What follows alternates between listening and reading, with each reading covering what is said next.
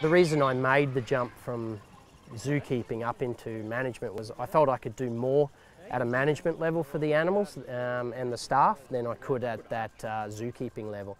This is definitely a profitable operation. There's a lot to see and do. There's a lot of presentations and shows, etc., that are happening all the time.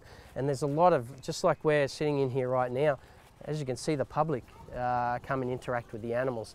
And that's one of the ways that we've been able to continue to be, you know, competitive out there with a lot of the other organisations out there. And we don't see, you know, some of the other local zoos as really as competitors, to be honest, because we believe we all have our own niche.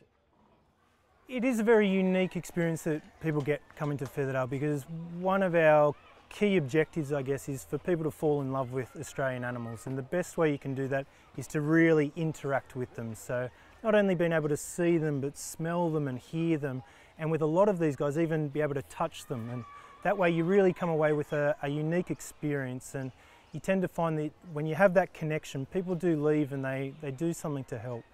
It's a private enterprise, you know, we receive no government support at all, so in order to provide everything that the animals need but still allow the visitors to have the experience that they want to have while they're here, it's huge. But I think we get that balance right. I honestly do. We have enormous success with our animals in order to consistently breed and do better each year with our success, which shows that at least we're doing something right with their care.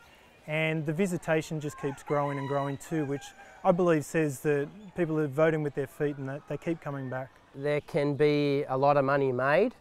It is an expensive business. It's not cheap to look after animals. Yeah, there's certainly a lot of overheads and it costs you a lot of money. But you know, that's our job. Our job is to ensure that we're you know, that we're giving a great product. We're looking after those animals. We're looking after that visitor. But we also need to make money, not just to maintain the facility or build even better facilities, but to also fund a lot of the programs that we're involved in too. You know, whether it's quail breeding and release programs, or, you know, koala counts that are happening, or whatever it might be, we're always trying to raise funds towards those conservation initiatives as well. Does he bite? No, he can bite if he's Probably my biggest job is maintaining that balance between the animal care and business side. So you're sort of in the middle. You're in the middle between the passionate animal people who can be really passionate and you have to sometimes, you know, cool that passion, and between the passionate business people who, you know, that's their job is to ensure that it's profitable. They're relying on me and the staff to maintain the welfare side and the care of the animals, so they're trying to maintain the business side of it. So you have to have that balance, and if you don't do it, like I said, you'll fail that three-point philosophy straight away, because it's all a part of that little circle of life to maintaining the business. Our ultimate goal is to save species, you know, to research, to find ways to either save them in the wild, save their habitat, or, you know, or boost their numbers and populations out there if they're getting low, whatever it might be.